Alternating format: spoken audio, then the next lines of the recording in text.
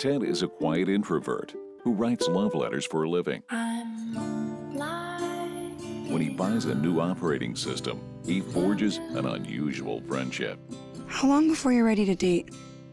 What do you mean? I saw in your emails that you'd gone through a breakup. But as he overcomes his personal demons, he realizes he is falling in love. In her. Hi, I'm Zorianna. I'm Kevin. And I'm Salim, and we're here to talk about the new Spike Jonze movie, Her. We've all just seen it. Kevin, take it away.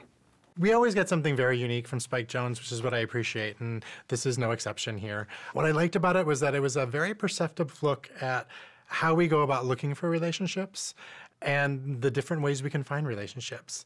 We all have talked to people online and have established some sort of relationship, and I think this kind of takes that to another level. That's what I really loved about it. I thought it was very plausible, especially the character of her, or Samantha, played by Scarlett Johansson.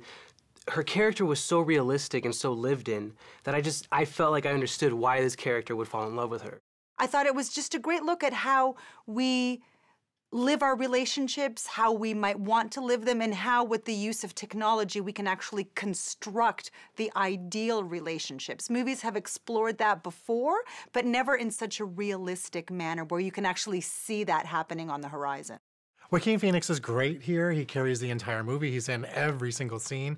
There are some movies where I'm not particularly a fan of his, but in this one, I really warmed up to him.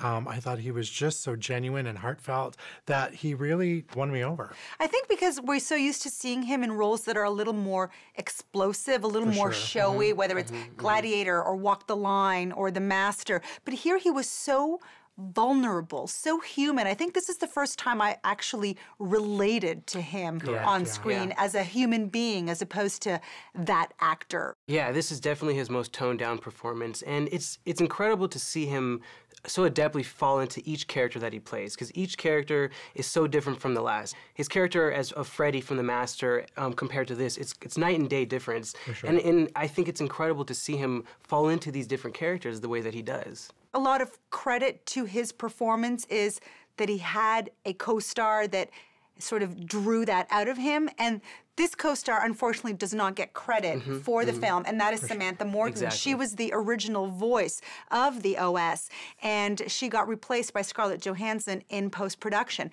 But during filming, Samantha Morton was on the set. She was there. She was someone for him to bounce off of, and partial credit for his wonderful performance has to go to her for helping elicit that from him. When I learned that, because I didn't know that going into it, it did take away a little bit for me. Really? Yeah. Why? Because knowing then that they just kind of replaced her with somebody else, what Scarlett Johansson was doing had no effect on what Joaquin Phoenix's performance was. And that, now I look back and I feel like there's a disconnect, even though I liked both of them, but now I have to almost look at them separately.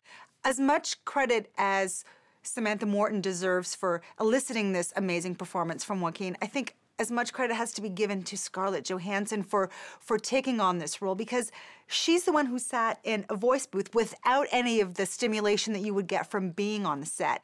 And that is difficult to pull off. And she managed to create a character with a full arc, and she makes it so believable that you forget that she's not physically there.